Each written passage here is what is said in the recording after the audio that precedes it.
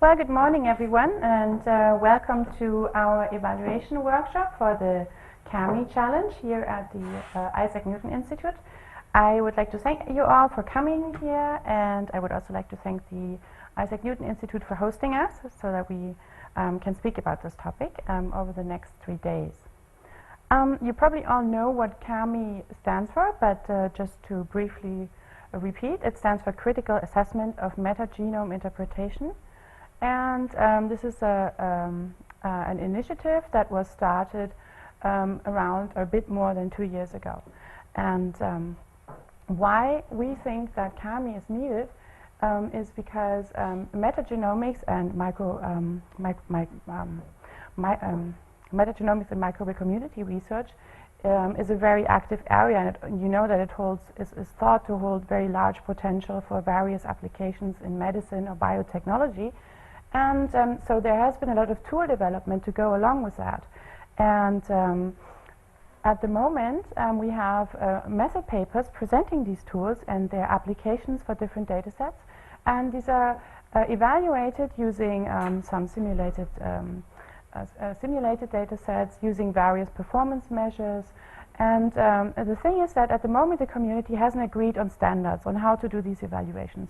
So both for other developers as well as for applied researchers, it's really hard to compare the results from these papers and to make decisions on which tool is most useful for the analysis of a particular data set, or how does a new idea or new method compare to the existing set of tools. If developers then compare their tool to different other existing tools in a comparative benchmarking setup, this requires really a lot of resources. So you need to implement it, the simulated data sets, the performance measures, compare all these tools, run other tools. And sometimes it's not straightforward. There are problems you could run into which you may not be aware of. So it takes a lot of resources. So the aim of CAMI is to help with these with moving computational metagenomics ahead by defining and providing benchmarking standards for the community, both in terms of data sets that are as realistic as we could manage to make them for particular real microbial communities and questions, and also decide on performance measures that are informative for both applied users and also the developers, and provide such data sets and regular challenges so tool developers can test their tools. This will then allow applied researchers to more easily decide which software is the most useful for the question and the data sets that they have. And within CAMI, a lot of effort has been going into providing a framework for this benchmarking, which automates a lot of these things and which includes, for instance, a set of performance measures to use. There's a mechanism there to integrate existing tools in such a way that they can easily be rerun on further data sets. So a whole benchmarking framework is being developed, and we hope that by continued use of that and by getting the community to work with this, we will help the developers and will be able to accelerate tool development for the field. So here's a timeline for the first CAMI challenge. It started around 2014. We, together with Thomas Ratte from the University of Vienna and Alex Gerber, who's sitting here from the University of Bielefeld, we discussed the possibilities of such benchmarking challenges for metagenomics. You may know that there's been very successful efforts, for instance, in protein structure prediction. There are these CASP competitions that are running for more than 20 years now. And at a workshop here at the Isaac Newton Institute in 2014, we officially started with this initiative. So it's nice that we're back here around 2 years later. And in the meantime, a lot of meetings took place of developers. We held hackathons where we were implementing a data set simulation pipeline, a benchmarking framework. We involved at ISME the microbial researcher community to get their ideas on what is most important for such challenges. And then the challenge started in 2015. And focusing on these three common tasks, data processing task and metagenome analysis, we initially held a challenge for metagenome assemblers, which closed after 8 weeks. And then another 8 weeks later, we had a submission deadline for tools submitting either taxonomic binning results or taxonomic profiling results. And since then, we've been working on implementing this evaluation framework further, analyzing the data, and the results are presented today here. So here's a brief overview of this first challenge timeline. March 27th it started, we posted the read data sets, and then 8 weeks later the assembly part of the challenge closed. We posted the assembly gold standard, so the correct context, the underlying standard of truth, so that binning and profiling tools which wanted to work on assembly datasets could then begin using those. Those tools using read datasets, of course, could already start before. And then the binning and profiling results were submitted in July last year. We have, at the moment, there are, I was being told, more than 128 registered people to the CAMI newsletter. Early 2015, we already had more than 40 registered participants. And here you see where they are located from around the globe. So I think you can say that CAMI initiated global interest. Then actual submissions we received by 25 different teams.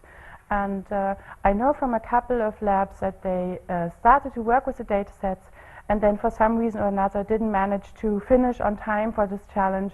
So probably more, so maybe around 40 labs actually work with these data sets, and that's already, I think, a substantial part of the community already began to work jointly on the same data. So we're making progress in the direction of our aims here. To allow reproducibility and standardization from metagenome computational research, we had to work on different things, like we made suggestions for standard formats for binning and profiling because these didn't exist up to then.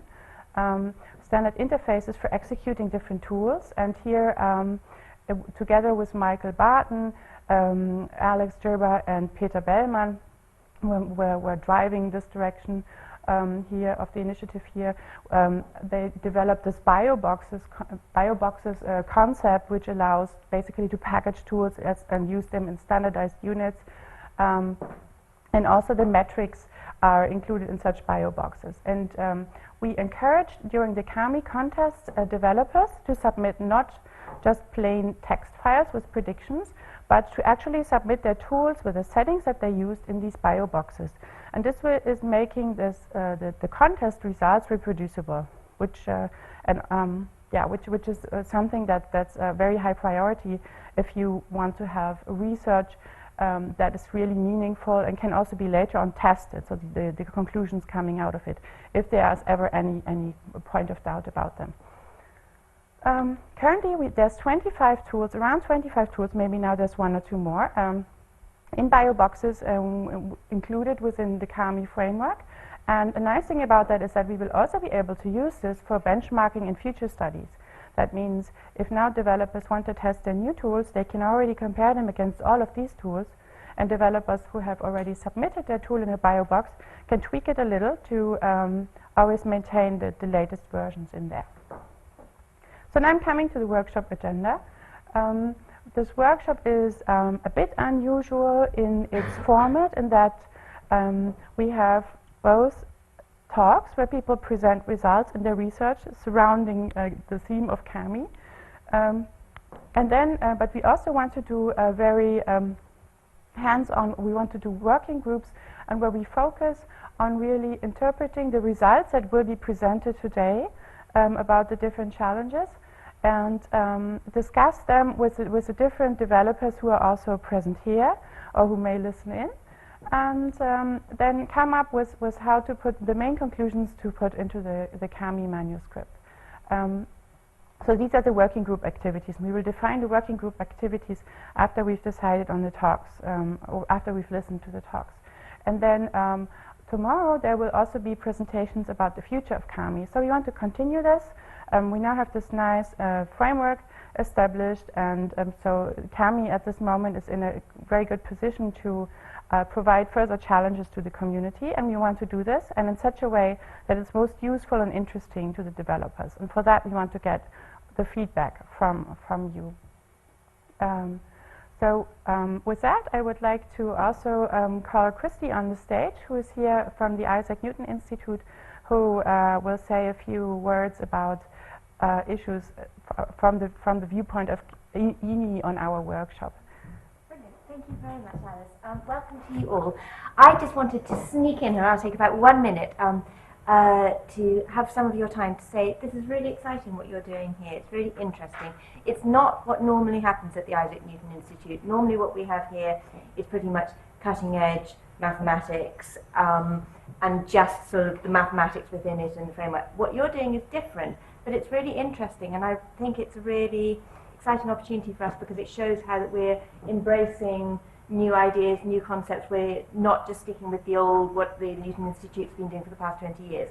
So, what I am planning on doing is writing a case study on this because it's a really nice story. You know, the CAMI hackathon started here at the Newton Institute and it's carrying on, and that's a really nice story. So I want to build a case study about that. The case studies are things that we give to our donors, we give them to EPSRC. It's just to kind of demonstrate things that we're doing. Impact is everything, as you all know.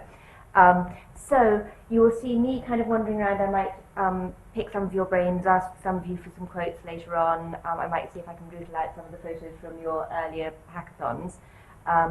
And also I'll be supported by Candy, who I think was on reception desk this morning, who's the information officer. So if you see us kind of loitering around, please do engage with us. It would be very much appreciated. And other than that, welcome, welcome, welcome. It's really exciting what you're doing. It's really exciting how you're pushing these boundaries. And I'm looking forward to hearing more about the results. Okay, thank you very much.